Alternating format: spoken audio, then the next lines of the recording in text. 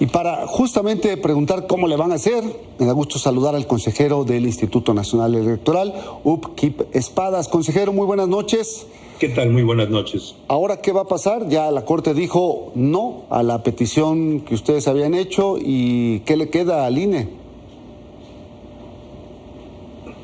Bueno, nosotros habíamos trabajado desde el principio sobre la base de lo que había, es decir, de no tener una extensión presupuestal. En ese sentido, se han previsto una serie de economías, de recortes, que nos permitirán obtener los 528 millones que aproximadamente costará esta consulta. En ese sentido, bueno, el INE estará asumiendo algunos sacrificios, pero lo cierto del caso es que proporcionaremos el servicio electoral de la calidad que se ha venido haciendo en los últimos al menos 25 años. Es decir, la consulta está garantizada. Lo que pasará en todo caso es que algunas actividades del INE tendrán que sufrir recortes y disminuir partidas a, pues no sé si actividades sustantivas del INE. Por lo pronto no, esperamos no llegar a eso, es decir, estamos recortando en cosas que no tienen tanta importancia o aplazando cosas que se pueden aplazar, como contratación de personal que nos hace falta, pero que pues tendremos que aguantar un poco más sin estas recontrataciones. Y sobre la base también de ahorros basados en la reutilización de materiales del pasado, nos hemos apoyado mucho en la infraestructura humana que se construyó para la elección del 6 de junio, tanto en los capacitadores y asistentes electorales como en los funcionarios de casilla. Esto nos ha permitido recortar mucho los costos. Consejero Espadas, no se va a instalar el mismo número de casillas que en la elección, va a ser un número mucho más reducido y tampoco se espera una votación similar, aunque sería necesario que acudiera al menos, ¿qué porcentaje y cuántos millones representa? Para que la consulta sea vinculante, o sea obligatoria para las autoridades, tiene que acudir el 40% del padrón, que son aproximadamente 37 millones de electores. Es verdad que se va a instalar una tercera parte del número de las casillas. Esto, por cierto, está previsto en las reformas que se hicieron a la ley de consulta en mayo. Pero, que sea la tercera parte de las casillas no quiere decir que vaya a ser la tercera parte de las ubicaciones.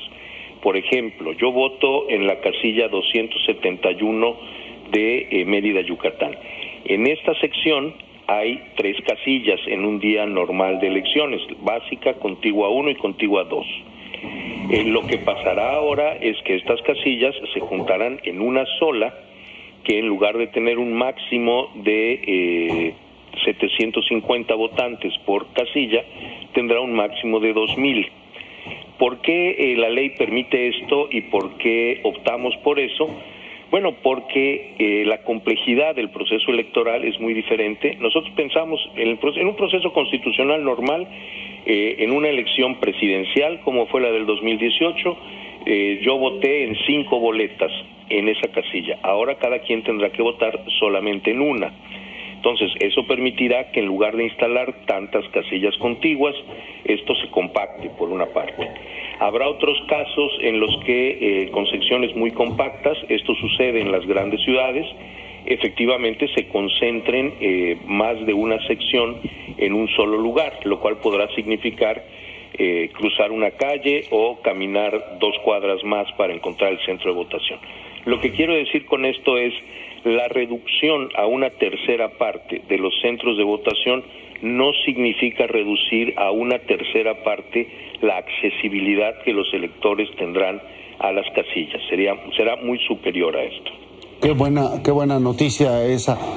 Consejero, finalmente se trata también de una elección ciudadana, es decir, serán ciudadanos los que llevarán adelante el proceso de votación, de conteo y de entrega de urnas en los consejos distritales. Sí, así es. De hecho, en ese sentido tenemos una oportunidad única, porque estando tan reciente la elección constitucional, los nuevos funcionarios de casilla no serán en realidad nuevos. Se hará una selección sobre la base de los funcionarios de casilla que ya participaron en el proceso electoral previo. Bien, pues solo falta entonces esperar que se promueva la consulta durante julio y que lleguemos al 1 de agosto a informar qué ocurre con esta votación, que no es ya propiamente sobre los expresidentes, sino sobre los funcionarios y políticos del pasado, ¿no? Es sobre los actos políticos del pasado y los actores políticos vinculados a ellos. Es mucho más amplio. Hay que recordar que es el primer ejercicio de esta naturaleza en la historia del país y que esto reviste una especial importancia en términos de la participación de la ciudadanía. Pues así es, estaremos dándole seguimiento, informando al respecto. Muchísimas gracias, Upkeep Espadas. Por el contrario, un gusto como siempre estar con ustedes. Igualmente. Gracias.